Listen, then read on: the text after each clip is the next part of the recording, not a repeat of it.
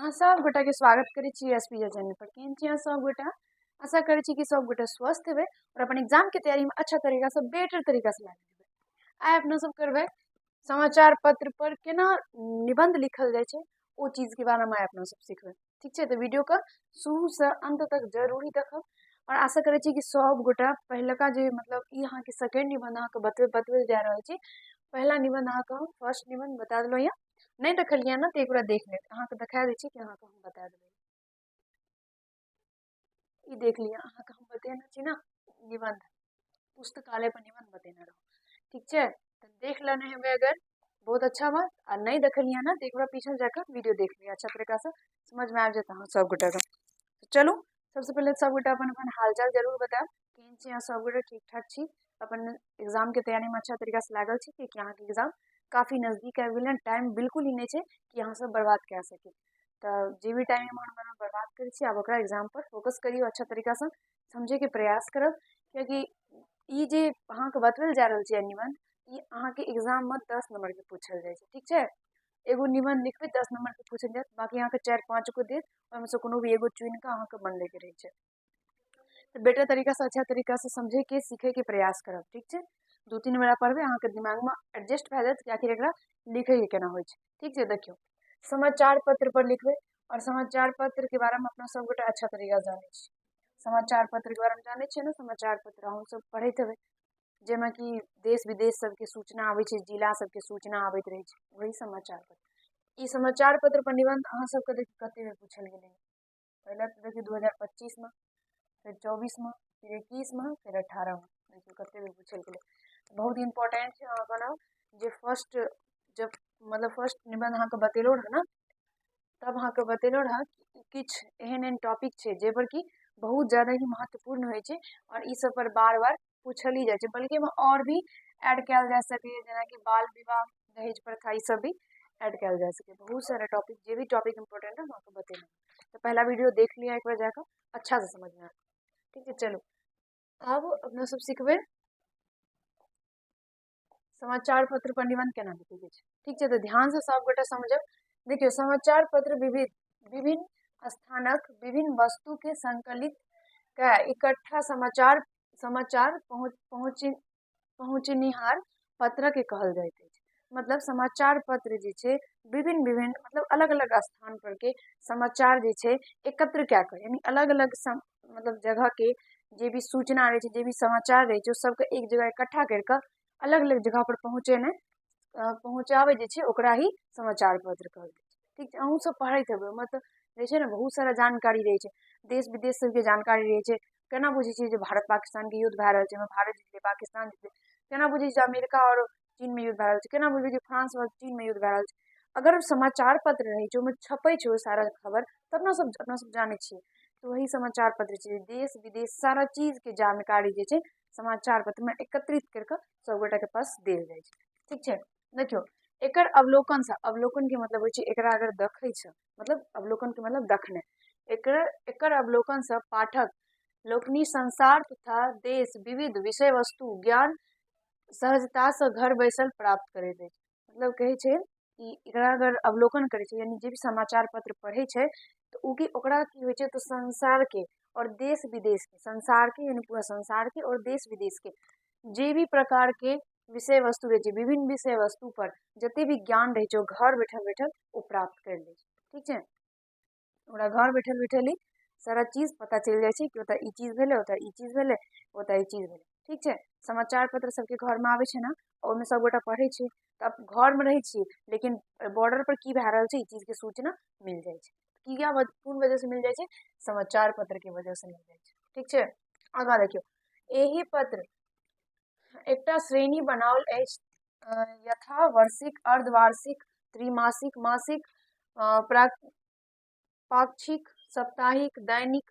मतलब ई चीज समाचार पत्र जे छै अलग अलग टाइप के होइ छै, जेना कि वार्षिक होइ छै, अर्धवार्षिक होइ छै। वार्षिक तो मतलब पूरा के पूरा महीना भेलै, साल भेलै, मतलब 12 महीना साल भेलै, एक पूरा साल के। अर्धवार्षिक मतलब आधा साल के, यानी एकटा साल 12 महीना के होइ छै ना।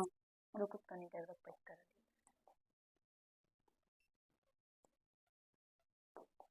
12 महीना के होइ छै एक साल। अर्धवार्षिक मतलब आधा साल यानी 2/2 यानी 6 महीना के 6 महीना के कोनो भी कोनो मतलब 6 महीना के टोटल 6 महीना के पेपर में छापल जे जाइ छै ओहो वाला मतलब समाचार पत्र आवे छै। अर्धवार्षिक भी त्रिमासिक मतलब जति जेनाकि आधा महीना भेल ई पूरा महीना भेलै वार्षिक आधा महीना और अगर त्रिमासिक यानी 3 से भाग दे कऽ ठीक छै। मासिक यानी महीना महीना के भी आवे छै। ओकर बाद साप्ताहिक यानी सप्ताह सप्ताह के भी आवे छै और दैनिक भी आवे छै। दैनिक यानी प्रत्येक दिन के आवे छै। अपना सबके घर में प्रत्येक दिन के ही आवे छै। केओ केओ चीज मासिक भी लै छै जेनाकि जे टीचर सबके जे तैयारी करे छै जकरा भी सपना ई हैत कि हम टीचर बनी तो ओ साप्ताहिक या फिर मासिक समाचार पत्र पढ़े छै ठीक छै। यही सब श्रेणी मध्य दैनिक समाचार पत्र में नृत्य प्रतीक घटना सामूहिक उल्लेखनीय मुख्य रूप से रहे छै। और ई समाचार पत्र में जे छै जे नित्य प्रतिदिन या फिर साल में महीना में सप्ताह में जेना के भी पढ़बै अहाँ सब जे भी समाचार पत्र सारा चीज जे भी घटना घटे छै मुख्य रूप से जे छै सामूहिक रूप से मुख्य बिंदु करके देल रहे छै अच्छा तरीका ठीक छै। अस्थायी विषयक उल्लेख है अस्थायी विषय सबके भी उल्लेख होइ छै गौण रूप से आबैत अछि मुदा अन्य समाचार पत्र में समाचार गौण रहैत छैक और अस्थायी लेख मुख्य रूप से देल जाइत अछि। और जते भी समाचार पत्र रहै छै ओहिमे जे छै कहै छै जे समाचार पत्र में जे छै जे भी सूचना रहै छै ओ गौण रहै छै और अस्थायी लेखन मुख्य रूप से देल जाइ छै ठीक छै। आगाँ देखियौ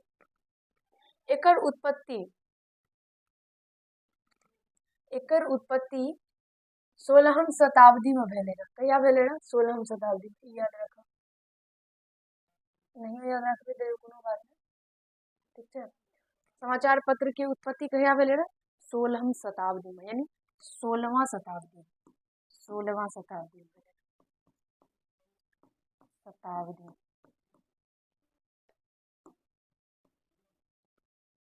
ठीक है।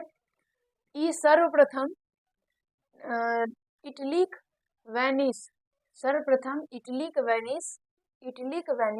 नगर में भेल छल और इकर कथा भेलै सर्वप्रथम इटली में भेलै ठीक छै। इटली में भेलै रह। इटली के वेनिस में सबसे पहले समाचार पत्र के कह सकै छी शुरुआत भेलै रह। सबसे पहले निर्माण भेल बहुत दिनक बाद 1924 ईस्वी में भारत आयल और 16 शताब्दी में हिनकर उत्पत्ति भेलै रह समाचार पत्र की। सबसे पहले कथा भेलै इटली के वेनिस में और ओकर बाद जे छै से 1724 ईस्वी में ई भारत एलै रह। समाचार पत्र कहिया से भारत में स्टार्ट भेलै? 1724 में याद रखो। देखियो हमरा के कनी तबियत खराब छै अहाँ सबके कनी इम्हर में लागे है आवाज शायद या फिर पढ़े में मतलब कि कनी तबियत खराब छै। बाकी कोनो बात नहीं अच्छा से पढ़ाई करू समझे के कोशिश करू ठीक छै। एकरा एही ठाम अनिहार छला ईसाई धर्मक प्रचारक और यानी भारत में जे छै समाचार पत्र के की आनलकै ईसाई धर्म के प्रचारक जे ईसाई धर्म के प्रचारक यानी ईसाई धर्म के जे प्रचार करते रहथिन वही इनका समाचार पत्र के भारत आनलकै। सबसे पहिल पत्र जे बहाल भेल तकर नाम राखल गेल इंडियन एजट। सबसे पहले जे समाचार पत्र बहाल भेले सबसे पहले जे निकलले रह ओकर नाम की राखल गेले? इंडियन गजट ठीक छै। तकरा बाद छापा खानाक बुद्धि होमाय लागल संगही काजक उत्पादन बढ़े लागल शिक्षा के प्रचार प्रसार विकास मुख्य भेल शिक्षा के प्रसार प्रसार होय लागले। ओकर बाद बहुत सारा चीज मतलब कह सकै छी कि बहुत सारा एहन चीज रहे जे कि मनुष्य के भी बुद्धि बढ़े लागले शिक्षा के प्रसार प्रसार होय लागले बहुत आदमी जे से उत्पादन भी बढ़े लागले। ओकर मन के ज्ञान विपाशा और जिज्ञासा जागृत भेल समाचार पत्र चलती हुए लागल वैज्ञानिक विकास से एकर प्रकाशन और प्रचार में बड़ सहायक भेटल और ई सब सारा चीज बढ़े लागले उत्पादन बढ़े लागले शिक्षा के विकास होय लागले बहुत सारा चीज होय लागले। तो ऐसे की भेले समाचार पत्र के चलती बढ़े लागले समाचार पत्र खूब चले लागले खूब लोग पढ़े लागले और ओकर बाद जे छै से वैज्ञानिक विकास सेहो भेले। ओकर बाद जे छै से इनकर समाचार पत्र के प्रकाशन और प्रचार में खूब सहायता भेटल ठीक छै। यही पत्र से लोग के बड़ लाभ बुझावे में आवे लागल। और ई जे समाचार पत्र रहे, ई समाचार पत्र से बहुत लोग एहन रहे जकरा कि लाभ बुझाए रहे, मतलब ओकरा ई लागत रहे कि ई जे पढ़बै ने समाचार पत्र ताहिसँ हमरा लाभ भए रहल। सही बात छै, लाभ तऽ हेबे ने करतै। सोचियौ कि अहाँ छियै अपन घरमे, अहाँ छियै अपन घरमे और अहाँके चीनके खबर आबि गेलै, चीनके खबर अहाँके पहुँच जाइए, सोचे वाला बात छै। अहाँके अमेरिकाके खबर पहुँच जाइए, अमेरिकाके खबर पहुँच जाइए, सोचे वाला बात छै ने। क्योंकि अपन सबके जे भी कहि सकै छी जे वैज्ञानिक चीज, जते भी वैज्ञानिक छै ओ सब मिलकर जते भी डिजिटल चीज जते भी केलकै, जेनाकि देखियौ अहाँ इंडियामे छियै, केओ भी अगर अहाँके अमेरिकामे यऽ तऽ ओकरासँ अहाँके संपर्क भए जायत, सारा चीज भए जायत, बातचीत सारा चीज भए जायत, भए जाइ छै ने। क्या फोनके वजहसँ बहुत सारा इलेक्ट्रॉनिक चीज छै, ओहि सबके वजहसँ बहुत एहन एहन सुविधा अपना सबके देश विदेशके बहुत सारा सुविधा जे छै ओ भेटे लागलैए, ठीक छै। ओनिये समाचार पत्र छै, अहाँ छियै अपन भारतमे यानी घरमे, ओहिमे कोन जिलामे हेबै, कोन राज्यमे हेबै, कोन गाँवमे हेबै, कतऽ कोन घरमे हेबै, सगर ठिकाना नहि छै। लेकिन अहाँके ओतऽ चीनमे की भए रहल छै, अमेरिकामे की भए रहल छै, फ्रांसमे की भए रहल छै, कोन देशमे की भए रहल छै, सारा चीजके जानकारी स्पष्ट रूपसँ बुझा दैए। सबसँ बड़ा योगदान है समाचार पत्रके, अहाँ कहि सकै छी। समझमे आयल अहाँके? अब अभी तो फिलहाल सारा चीज अहाँके मोबाइल पर भेट जायत, न्यूजके माध्यमसँ मिल जाइ छै ने, सारा चीज मोबाइल पर मिल जाइ छै। लेकिन अभी भी बहुत एहन कहि सकै छी बुजुर्ग छै, बहुत एहन आदमी छै, बहुत लोग छै जेकि समाचार पत्रके अभी भी पढ़ै छै, ठीक छै, पढ़ै छै बहुत आदमी छै। आजुक बेकारीक युगमे लोकक दृष्टि सबसँ पहिने विज्ञापन जीविका निश्चय करबामे सफलता पावय लागल।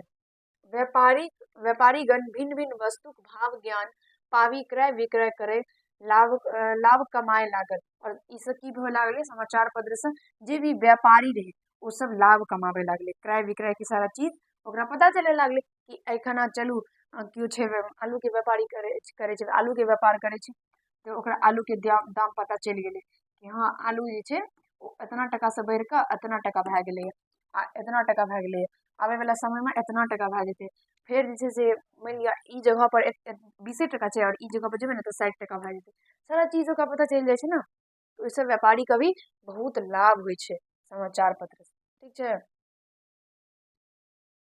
देखियौ आगाँ देखियौ, सरकार आ जनताक संबंधक उल्लेखसँ राष्ट्रीय चेतना जागृत भेला, शिक्षा विषयक उल्लेखसँ शिक्षाक विकासमे सहायक भेटल अछि, विभिन्न विषय सबक ज्ञानसँ सामाजिक आ राजनीतिक स्तरक उन्नति होइत छै, जिज्ञासा वृत्तिक विकास भेटल और ज्ञान पिपासा तुष्टि भेटला। बहुत सारा चीज भेलै, शिक्षा के विकास भेलै, सरकार और जनता एक दूसरा से जुड़ले, एक दूसरे के बारे में पता चलले, एक दूसरा के बारे में जानलक, ठीक छै। राष्ट्रीय चेतना जागृत भेलै, बहुत सारा चीज छै। और ओकर बाद जे छै धीरे धीरे जेना कि अपन सबके भारत देश विकसित भेलै, बिहार विकसित भेलै, तेना तेना समाचार पत्र भी विकसित भेल गेलै, बहुत शिक्षा के विकास भेलै, उत्पादन के विकास भेलै, बहुत सारा चीज के जेना जेना विकास भेल गेलै तेना तेना की भेलै, समाचार पत्र के भी खूब सहायक मिललै, समाचार पत्र भी खूब चर्चित भेलै, खूब समाचार पत्र के भी पढ़े लागलै, ठीक छै। आगाँ देखियौ, समाचार पत्र से जे लाभ बड़ छै तऽ हानियो होइ छै, समाचार पत्र से लाभ भी होइ छै हानि भी होइ छै। केना लाभ और कहबै हानि केना होइ छै? लाभ तऽ तब से अपना सब लाभे पे बात कए रहल छी, लाभ भए रहल छै ने कि अपना सब घर में रहे छियै और देश विदेश जिला कोन गाँव में कोन चीज भेलै सारा चीज के पता चलि जाइ छै। ओ गाँव में चोरी भेलै, ओ गाँव में आगि लागि गेलै, ओ गाँव में हे भेलै, ओ तऽ बॉर्डर पे लड़ाई होइ छै, चीन पाकिस्तान में लड़ाई होइ छै, भारत पाकिस्तान में लड़ाई होइ छै, सारा चीज के जानकारी अपना सबके घर बैठल बैठल आबि गेलै समाचार पत्र के वजह से। ई लाभ भेलै। कहबै एकर हानि की भेलै? तऽ हानि भेलै, मानि लिअ कि एहन कोनो भी चीज अगर मानि लिअ मिस्टेक से समाचार पत्र में गलत छपा गेलै, ठीक छै, मानि लिअ गलत छपा गेलै, अपना सब ऊपर ली अपना सबके तऽ गलत जानकारी प्राप्त हेतै, गलत चीज अपन सबके दिमाग में एतै, ई ओकर हानि भेलै। बाकी अपना सब देख लै छियै तऽ असत्य समाचार भऽ गेल तऽ जनता भ्रम में पड़ि जाय, पैघो गलती के सकैत अछि जाहिसँ ओकरा कष्टो उठाबय पड़ि सकै। जेनाकि सही बात छै कि जेनाकि कोनो भी गलत जानकारी अगर आबि जाइ छै ने तऽ बहुत ज्यादा दिक्कत भए जाइ छै और बहुत कष्ट होइ छै जनता के। और ओहिसँ की होइ छै तऽ जनता कोनो भी पैघ कदम भी उठा सकैए। निकट विज्ञापन जनताक अभिरुचि पर घातक असरि पड़ि सकैत अछि। अश्लील चित्रक प्रकाशन सँ जनता पर कुप्रभाव पड़ि सकैत अछि। धर्म तथा संप्रदाय संबंधी उपटांग लेखक धार्मिक एवं सांप्रदायिक द्विजेष पसारि सकै छै। बहुत सारा चीज छै कहि सकै छै, कही छै जे धर्म सबके संप्रदाय सबके चीज से अगर एहन कोनो भी प्रकार के अगर छपि गेलै, मान लिअ कोनो अश्लील कोनो भी फोटो वगैरह अश्लील कथी छै अश्लील चित्र अगर कोनो भी प्रकार के छपि गेलै तऽ की होइ छै तऽ जनता में गलत चीज जाइ छै। जनता सोचे छै ने कि यार ई की एमे आबि दए देलकै, एमे कुप्रभाव पड़ै छै जनता पर, कुप्रभाव पड़ै छै मतलब गलत प्रभाव पड़ै छै, अच्छा चीज नहीं भेलै। कोनो भी धर्म के लए कऽ अगर कोनो भी बात एहन छपि जाइ छै तऽ ओ गलत भेल, क्योंकि जरूरी नहीं छै कि अगर मान लिअ कोनो एहन तो कोनो समाचार पत्र नहीं छै कि केवल हिंदुए पढ़तै कि मुस्लिमे पढ़तै, अगर केवल सिख या जात कोनो भी मतलब कोनो भी पर्सनली कोनो जाति तऽ नहीं पढ़ै छै, सब समाचार पत्र सब पढ़ै छै। तो कोनो भी प्रकार के एहन गलत अगर कोनो भी मान लिअ धर्म लए कऽ जाति लए कऽ आ कि कोनो भी अश्लील चित्र वगैरह सब अगर मान लिअ कोनो गलत मतलब कोनो भी गलत जानकारी अगर छपि गेलै तऽ उससे की होइ छै तऽ जनता में कुप्रभाव पड़ै छै, जनता के कष्ट उठाबऽ पड़ै छै। ठीक छै, आ देखियौ एही तरह के नियंत्रित रूप से प्रकाशित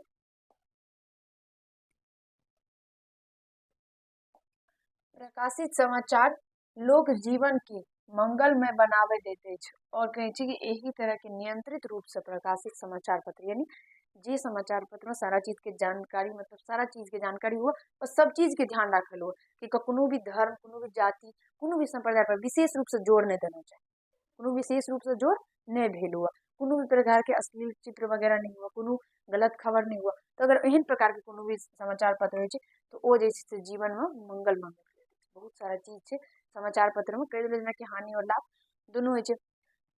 ई ओहिने कार्य करैत अछि जेहन मनुष्यक शरीर में अंग करैत अछि, एही हेतु समाचार पत्र लोगक के आँखि के काज करैत अछि। और कहै छै कि ई समाचार पत्र ओहिने काम करै छै जेनाकि लोक के शरीर में लोक के जैसे अंग जे होइ छै शरीर में जे अंग होइ छै ओ जेना काम करै छै। जेनाकि कहबै केना, एक सेकंड पहले देख लेते आगा विचार चलो कहबै केना देखियो एना जेनाकि अपना सबके हाथ छै शरीर में अंग छै, हाथ भेलै अपन सबके शरीर के अंग, तो ई हाथ की भेलै ई अपन हाथ खाना खाए में यूज आबै छै अपन सबके, कोनो भी सामान उठबै में काम आबै छै, कोनो भी काम करे में काम आबै छै, कोनो भी बहुत प्रकार के काम आबै छै हाथ के। सेम तहिना छै समाचार पत्र, समाचार पत्र अपना सबके कोनो भी प्रकार के जानकारी रहे छै ओकर मान लिअ तो ओ अपना सबके समाचार पत्र में कहियो कहियो अपना सब कहनियो हेबै अहाँ सब कि सुनबै ना जे कतौ से कि फलना गाँव में आगि लागि गेलै, कहबै हाँ समाचार पत्र में भी पढ़ने रहियै, सही बात छै मतलब एना कऽ के होइ छै। ओ कहत कि नहीं दू आदमी के घर में आगि लगलै, कहबै नहीं समाचार पत्र में 4 आदमी के 4 आदमी के लागलै, मतलब कहि सकै छी कि बहुत ही मतलब कोनो भी इंसान के जीवन में समाचार पत्र के बहुत बड़ा योगदान छै। ठीक है, कहि सकै छी कि देश विदेश की सारा जानकारी घर बैठल बैठल समाचार पत्र दे दै छै, एहिसँ बेसी पैघ चीज की भेलै। समाचार के दिमाग में आबैत हैत एखन कि मोबाइल सुविधा भए जाइ छै, मोबाइल से भी तो सारा जानकारी मिल जाइ छै। आब समाचार पत्र के एते काम किया छै तो देखियो मोबाइल से भी मिले छै लेकिन मोबाइल देखे में बहुत हानि छै। ठीक छै ओहो सही चीज छै ओहो में मिले छै, लेकिन मोबाइल पर जे अहाँ के नजर जाए छै ना तो उ खराब बात है, बहुत ऐसा हानि होइ छै मोबाइल से। ठीक छै, आँखि पर प्रभाव पड़ै छै आ समाचार पत्र अगर मान लिअ अहाँ पढ़ै छियै तऽ बहुत लाभ होइ छै। एक तऽ अहाँ पढ़ै छियै अहाँके आँखि के रोशनी तेज हैत पढ़बै तऽ, दोसर अहाँके हिंदी आबैए शुद्ध पढ़ै लए, आ तेसर चीज पढ़ने से जे छै से ई माथा जे होइ छै एकर जे छै ग्रोथ होइ छै, एकर विकास होइ छै। ठीक छै, तैं कहै छै लोग किताब पढ़ किताब किया कहै छै कि ताकि अहाँके माइंड छै ने वो पूरा फ्रेश है, पूरा जे छै से शांति शांति लागत। हम मतलब अहाँ सबके शायद नहीं कहलहुँ लेकिन ऑफलाइन में कहने रहियै कि देखियो पढ़ै छियै ने मान लिअ अहाँ पढ़ि रहल छियै लगातार, ठीक छै आ अहाँके मन अभी भए रहल है कि नहीं अभी हम नहीं पढ़ी, बिल्कुल नहीं पढ़ी, किछु भी नहीं पढ़ी, चलू कनी मोबाइल देख लै छियै, तऽ नहीं अगर मन भए रहल है कि नहीं पढ़ी तो कोनो बात नहीं, कोनो चुटकुला के किताब पढ़ि लिअ, कोनो कहानी के किताब पढ़ि लिअ, कुछ भी करू, चित्र बना लिअ, ठीक छै लेकिन कुछ भी करू मोबाइल नहीं देखियौ, बस ई होना चाही। कोनो भी काम करू लेकिन बस किताब पढ़ू, किताब कोनो भी होइ छै तऽ बहुत ज्यादा ही यूजफुल होइ छै, बहुत जानकारी दै छै। ठीक है, तो चलू समाचार पत्र पर अहाँ सब गोटा के बता देलहुँ, एहिसँ पहले भी बतेने रहौं अहाँके हम अथी पर पुस्तकालय पर। ठीक छै, आगाँ अपना सब मिथिला के पर्व पर सिखबै, मिथिला के कोनो भी एगो त्योहार पर लिखै लए कहै छै ओहि पर सिखबै। बाकी अहाँके समझ में आबि गेल कि केना कोनो भी प्रकार के निबंध लिखे के केना छै। हिंदी में बस रहे छै कनी पॉइंट बिंदु बनबे के, जेना कि देखियौ हम अहाँके बतेलहुँ रह कतऽ गेलै हिंदी में जेना कि अहाँके बतेलहुँ ने हम कि बिंदु बना बना के रहै छै, जेनाकि मानि लिअ भूमिका दियौ, फेर ओकर लाभ दियौ, फेर ओकर हानि दियौ, फेर ओकर निष्कर्ष दियौ, बहुत सारा चीज रहै छै, सारा चीज के बिंदु कर के ओकर बाद ओकर लिखै रहै छै हिंदी में। मैथिली में कुछ नहीं छै, हरा के पूरा लिख दियौ बस। जे भी बिंदु छै ने अहाँके मानि लिअ समाचार पत्र छै तऽ ओहि पर सारा चीज जोड़ देना चाही, बस ओहिसँ रिलेटेड होना चाही, बाकी जे होइए पूरा हरा के लिख दियौ बस, सिंपल। बहुत आसान होइ छै निबंध लिखब, खास कर मैथिली में और हिंदी में भी होइ छै। जे भी चीज अहाँ पढ़ै छियै ने तऽ ओ अहाँके आसान लागै छै, और जे अहाँ नहि पढ़बै ओ अहाँके भारी लागत बस। चलू मिलै छै अगला वीडियो में, सबगोटा स्वस्थ रहब, अपन एग्जाम के तैयारी अच्छा तरीका से करू। कोनो भी प्रकार की दिक्कत समस्या अगर होइए तो जरूर ही कमेंट करके हमरा बताबू, जतऽ देखायत हम पूरा अंत तक प्रयास करब कि अहाँके सारा समस्या का दूर कर सके। चलो मिले अगला वीडियो में, तब तक के लिए मित्र के पास वीडियो को जल्दी से शेयर करके वीडियो को लाइक कर दे, चैनल को सब्सक्राइब नहीं किया तो जल्दी से सब्सक्राइब करके चैनल से जुड़ जाओ। चलो मिले अगला वीडियो में, धन्यवाद।